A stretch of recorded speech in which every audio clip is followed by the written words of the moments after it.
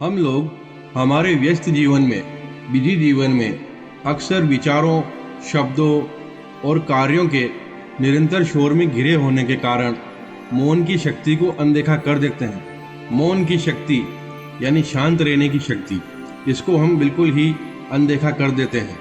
हमारे सभी धर्मों में यही सिखाया जाता है कि मौन यानी कि चुप रहना न केवल मूल्यवान है बल्कि हमारे जीवन के परिवर्तन के लिए एक शक्तिशाली साधन है। आइए हमारे जीवन की 5 प्रमुख स्थितियों के बारे में पता लगाएं, जहां पर मौन न केवल हमारे जीवन के लिए बल्कि पूरे जीवन को परिवर्तन करने के लिए भी है। मौन रहने को न केवल शोर की उपस्थिति में बल्कि एक गहरी अवस्था में भी सोचें। हमारे सभी धर्म हमारे मानसिक स्थान को सबसे ज़्यादा महत्व देते हैं और हमें हमारे जीवन के विभिन्न पहलुओं को विकसित करने के लिए हमें प्रोत्साहित करते रहते हैं। हमारे जीवन में मौन रहना हमारी आंतरिक शांति, जागरूकता और आत्म जागरूकता का मार्ग बन जाता है, जो हमें न केवल बाहर की दुनिया का बल्कि हमारे दिल के अंदर और हमारे दिमाग में जो भी फुसफुसाहट हो रही है या दिमाग में जो भी कुछ उठ रहा है उसको भी सुनने का मौका देता है।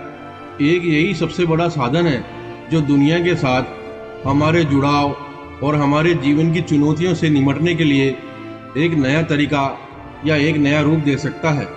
हम हमारी इन 5 स्थितियों में हमेशा तल्लीन रहते हैं, जहाँ पर हमारे धर्म ने हमें मौन रहने का संदेश दिया है।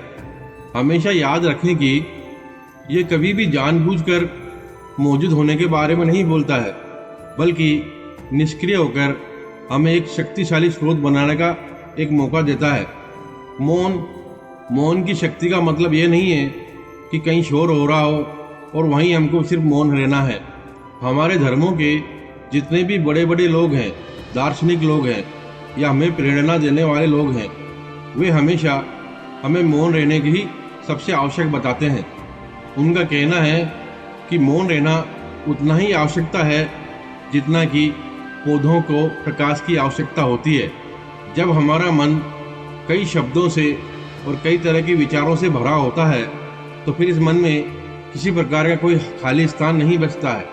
और हमारे धर्म के जितने ही बड़े लोग हैं इस चीज़ को अच्छी तरह से पहचानते हैं, इसलिए हमारे जीवन के विभिन्न पहलुओं को विकसित करके और हमें विकास की ओर प्रोत्साहित करते हैं। मौन आंतरिक शक्ति, जागरूकता और आत्म जागरूकता का एक प्रवेश द्वार है। मौन हमें हमेशा न केवल बाहरी दुनिया की बातें बल्कि सबसे महत्वपूर्ण हमारे दिल में और हमारे दिमाग में जो क्या चल रहा है उसको सुनने का एक बहुत बड़ा अवसर प्रदान करता है। मौन रहेंगे तो हम हमारे दिमाग की सुन पाएंगे, हमारे दिल की भी सुन पाएंगे। मौन एक सबसे शक्तिशाली साधन है जो दुनिया के साथ बातचीत करने और जीवन की चुनौतियों का सामना करने के तरीकों को बदल सकता है। अब क्रोध के सामने मौन। आप कल्पना करें कि जब भी गुस्सा आए तो हमेशा चुप रहें, बहुत गहरा ही नहीं। क्रोध एक शक्तिशाली और एक विनाशकारी अस्त्र है, सबसे ज़्यादा एक विनाशकारी भावना है जो हमारे लगाव, मन की घृणा और हमारी अज्ञानता से उत्पन्न होती है। हमारे धर्मों के अनुसार मौन ही इस शक्ति को मार सकता है। यह हमारी भावनात्मक प्रतिक्रियाओं को बिना किसी निर्णय या अभिव्यक्ति के रुकने का या उसको गहराई से देखने का एक मौका देता है। मौन रहने से या मौन के माध्यम से हम एक तरफ से या हम पूर्णतः हमारी श्वास और हमारी आत्मा की बात सुनते हुए सही और गलत का फैसला ले सकते हैं और हमारे क्रोध का मूल कारणों का हम पता लगा सकते हैं। मौन हमेशा हमारे कठोर शब्दों और हमारे गलत कार्यों के खिलाफ एक ढाल के रूप में कार्य करता है। संयम के साथ मौन रहने से हम दूसरों के साथ साथ अपने आप को यानी खुद को भी नुकसान पहुंचाने से रोक लेते हैं। मौन से ही हम हमारे रिश्तों की रक्षा कर सकते हैं। हमारे धर्म हमें हमेशा 2 तीरों के बारे में सिखाते हैं, जो हम किसी बात का अनुभव करते हैं और छोड़ देते हैं, और दूसरा तीर हम किसी बात की प्रतिक्रिया के लिए ही किसी भी माध्यम से अपने ऊपर ही डाल देते हैं। क्रोध के समय मौन रहने से हम इन तीरों से बच सकते हैं। बेकार की एक अनावश्यक पीड़ा, जो पीड़ा हमारी है ही नहीं, उसको हमें समझने का मौका मिलता है। क्रोध अक्सर आसक्ति और घृणा से उपजता है और मौन रहने से क्रोध की तीव्रता में एकदम से कमी आती है। मौन हमारी भावनाओं और किसी को जवाब देने की प्रतिक्रियाओं को एक तरह से ढाल बन जाता है। हमेशा शांत रहकर निर्णय करें, शांत रहकर निरीक्षण करें और देखें कि हमारा क्रोध सही भी है या नहीं है। मौन रहने से हमारे मन में क्रोध के मूल कारणों के बारे में जानने का मौका मिलता है। हमारी गलत फहमियाँ जो घृणा और या हमारी अपेक्षाओं को दिखाती है और हमारी पीड़ा का कारण बनती है। इस समय मौन एक ढाल की तरह काम करता है, जो हमें आवेगपूर्ण शब्दों से बचने का मौका देता है। क्रोध के समय या क्रोध के क्षणों में हमारी की जाने वाली प्रतिक्रियाएं या हमारे द्वारा की जाने वाली क्रियाएं, उस समय हम किसी को भी चोट पहुंचाने वाली बातें कह सकते हैं या बहुत ही खेदजनक निर्णय भी ले सकते हैं। हमारे निर्णय भी बहुत गलत हो सकते हैं, जिसके लिए आगे जाके हमें बहुत पछतावा हो सकता है। मौन हमें इन सब चीज़ों से बचाने में मदद करता है और हमारे रिश्तों की अखंडता को बनाए रखता है। क्रोध आने पर या क्रोध के समय मौन रहने का अभ्यास करने से हम अपने जीवन की बहुत सी कठिनाइयों से बड़ी कुशलता के साथ निपट सकते हैं। यह एक तरह के सुपर हीरो की जैसे हमारी मदद करता है। अगर हम हमारे क्रोध को उस समय समझ जाएं, तो हम अपने को दुख देने से या हमारे खुद के दुख को भी कम कर लेते हैं और दूसरों को नुकसान पहुंचाने से अपने आप को रोक लेते हैं। क्रोध के समय मौन रहने से हमें कुछ न कुछ समझ आता है। ये किसी भी भावनाओं को दबाने के लिए नहीं है, बल्कि उसके साथ जुड़े रहने के लिए एक सबसे बड़ी बात है। देखा जाए तो रचनात्मक रूप से मौन हमारी आत्म प्रतिबिंब और हमारी आत्म करुणा के लिए एक बहुत बड़ा स्थान बनाता है, क्योंकि जब भी हम क्रोधित होते हैं तो अक्सर हम सुनना भूल जाते हैं। कोई कुछ भी कह रहा हो, हम सुनना ही नहीं चाहते हैं, लेकिन अगर हम मौन रहते हैं तो हम उनकी भी सुन सकते हैं। इस स्थिति में हम कई प्रकार की गलतियां करने से बच जाते हैं। क्रोध के सामने मौन रहने से हमारा भावनात्मक संतुलन एकदम सही हो जाता है, जो हमें बाद में होने वाली हर पीड़ा से बचाता है। किसी से गपशप करते समय या किसी की बदनामी की बातें हो रही है, उस समय मौन रहना और ऐसे सोचिए कि अगर उस समय हम मौन रह जाएं तो हम बहुत सारी बातों से बच जाते हैं। मौन हर प्रकार की हानिकारक बातों से हमें बचा लेता है या एक तरह से ढाल बन जाता है। मौन को केवल चुप रहने के बारे में ही नहीं है, यह एक बहुत शक्तिशाली कदम है जो किसी के साथ गपशप करने वाले या किसी की बुराई करने वाले शब्दों पर पुनर्विचार करने पर हमें मजबूर कर सकता है और हम सही निर्णय ले पाते हैं कि क्या गलत है और क्या सही है। हमारे धर्मों में सत्य बोलना, लोगों पे दया करना और लाभकारी तरीके से बातें करना, यह हमें सिखाता है। यह हमें किसी भी प्रकार की हानिकारक भाषण में या हानिकारक बातों के भाग लेने में रोक लेता है। किसी के भी गपशप करने के पीछे उसका इरादा क्या है, उसके बारे में चिंतन करने या समझने का मौका मिलता है। यह मौन ही है जो हमें हर प्रकार की नकारात्मकता से या नकारात्मक चक्र से बचाता है और हमारी नैतिक स्थिति और भावनात्मक भलाई की रक्षा करता है। मौन हमारे लिए एक तरह से एक सुपर हीरो की जैसे बन जाता है, जो दूसरों की बातों के प्रभाव को हमारे ऊपर होने से रोकता है तथा हर तरह की बदनामी होने से हमें बचा लेता है। एक मौन ही है जो हमें सामंजस्यपूर्ण समुदाय, हमारे समाज में बहुत अच्छी तरह से इज्जत के साथ रहने में बहुत मदद कर सकता है। अब हम संघर्ष के बारे में बात करते हैं। संघर्ष के दौरान मौन रहना हमारे हर तरह के संघर्ष में और एक सहायक के रूप में होता है। हमें सचेतना, करुणा और समझ, इन सब का मिश्रण हमारे अंदर आना जरूरी है।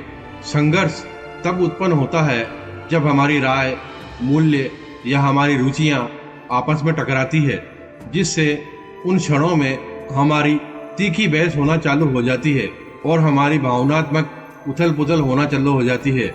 उस समय मौन एक शांत चित्त सुपर हीरो की तरह कार्य करता है, जो हर तरह की चिंतन के लिए या हमारी अच्छी सोच के लिए हमें एक सही स्थान प्रदान करता है। हमारे ज्ञान और करुणाओं के साथ यह बहुत अच्छी प्रतिक्रिया करता है। यह हमारी भावनाओं को दबाने के बारे में नहीं है, बल्कि एक तरह से सक्रिय होकर के सुनना, लोगों की सहानुभूति के साथ एक सामान्य आधार खोजने के लिए एक बहुत बड़ा स्थान बनाता है। मौन को चुनने से दोनों पक्षों के निर्णय या उनकी बातों के बारे में या किसी प्रकार के डर से बिना सही ढंग से समझने का यह एक मौका देता है, जो हमारी आवेगपूर्ण प्रतिक्रियाओं को रोकता है, जो किसी भी समय हमारी स्थिति को खराब कर सकती है। हमारे धर्म हमेशा हमारे मानवीय संबंधों के लिए हमें समझाता रहता है और हमारे मानवीय संबंधों के बारे में हमें ज्ञान देता रहता है। इसी के रूप में मौन हमें किसी भी प्रकार के समाधान की एक तरह से वकालत करता है। हमारे धर्म इन सब जटिलताओं को पहचानते हैं, इसलिए हमें मौन को एक स्थान बनाने के लिए कहते हैं और हमें बताते हैं कि हमारे अंदर मौन को एक विकल्प के रूप में हमेशा साथ रखें।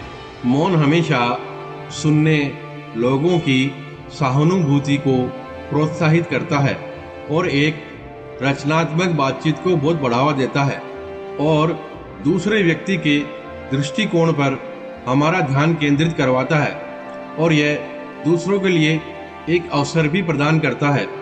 आत्मचिंतन हमें संघर्ष के मूल कारणों को और संभावित साधनों को उसके ऊपर विचार करने के लिए हमें प्रेरित करता है। यह क्रोध के साथ हर तरह से रक्षा करता है।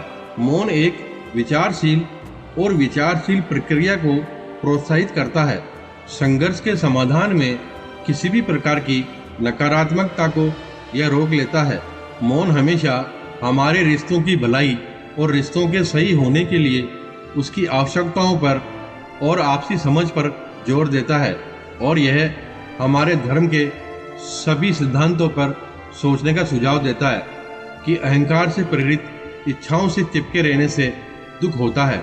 मौन ज्ञान के साथ संघर्षों को नेविगेट करने में भी मदद करता है।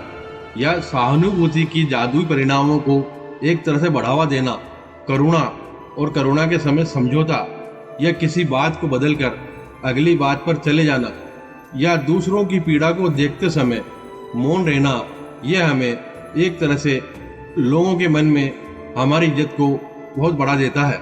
मौन रहने से किसी भी दुखी व्यक्ति को पूर्ण तरह से सहानुभूति व्यक्त करना या उसे सांत्वना देना, उस तरह के शब्दों को हमको सोचने की शक्ति देता है ताकि हम सही तरह से उसको सहानुभूति दे सकें या सांत्वना दे सकें। यह एक बहुत ही शक्तिशाली तरीका बन जाता है। मौन रहने से हमारी उपस्थिति, किसी के यहाँ भी हमारी उपस्थिति उन लोगों को उनके दुख के समय सामना करने के लिए एक अच्छा निर्णय देने वाला आदमी हमें समझ सकती है। वैसे भी हमारी प्रवृत्ति अक्सर सांत्वना वाले शब्द बोलने की ही होती है, हालांकि हमारे धर्म भी यही सिखाते हैं। आइए जानते हैं मौन कैसे उन 5 महत्वपूर्ण स्थितियों को एकदम से बदल देता है। क्रोध, गपशप, संघर्ष, दूसरों को पीड़ित होते देखना और दूसरों के दुख के समय हमारे अपने संघर्ष। मौन की उपस्थिति से ही एक सहानुभूति की भाषा में बदल जाता है और यह बताने लगता है कि मैं यहाँ पर हूँ और आप सुनने के लिए तैयार हैं। हमारे धर्म हमें हमेशा यही सिखाते हैं कि हमारी अपनी पीड़ा में हमें मौन रहने की सलाह देते हैं और दूसरों के दुखों को कम करने की इच्छा एक हमारे मन में पैदा होती है। और फिर कभी कभी सबसे महत्वपूर्ण उपहार, जिसको बोलते हैं शांति, शांत उपस्थिति में सहानुभूतिपूर्ण लोगों की बातें सुनना और दूसरों को दर्द को समझना और दर्द को साझा करने की एक हमारी इच्छा प्रकट होती है। किसी भी बात पे या किसी भी गलत राह पर चलने से करुणा और हमारी अनासक्ति और हमारे सिद्धांत, इन सब को अगर हम लगातार मौन के साथ चयन करें या मौन के साथ सोचें तो हमें नकारात्मक भावनाओं को बदलने में बहुत सहायता मिलती है। हमारी करुणा का पोषण करने और हमें और अधिक सामंजस्यपूर्ण दुनिया में हमारा योगदान देने की हमें शक्ति प्रदान करता है और उनसे मिली हुई सभी शिक्षाओं को एक जगह एकत्रित करके और आत्मचिंतन करके और उसके साथ ही हमारे आदर्श, हमारे साथ दुखों को कम करना या हमारे दिमाग के खालीपन में या गलत बातें पैदा करना, उनको पहचानना, ये मौन ही हमें सिखाता है। एक मौन ही है जो हमें हर प्रकार की चुनौतियों के समाधान निकालने के लिए एक अंदर से ज्ञान कराता है। हमेशा याद रखें, जितना कि पौधों को प्रकाश की आवश्यकता होती है, उतना ही हमारे मन को या हमारे दिमाग को मौन की आवश्यकता होती है। यह हमारी आज की बातें आपके जीवन में एक सकारात्मकता लेकर आएगी। आपको अगर यह बहुत पसंद आई है तो कृपया हमारे चैनल को सब्सक्राइब करें और लाइक करें और अपने दोस्तों के साथ शेयर करें। मिलते हैं अगले वीडियो में। आपका बहुत बहुत धन्यवाद।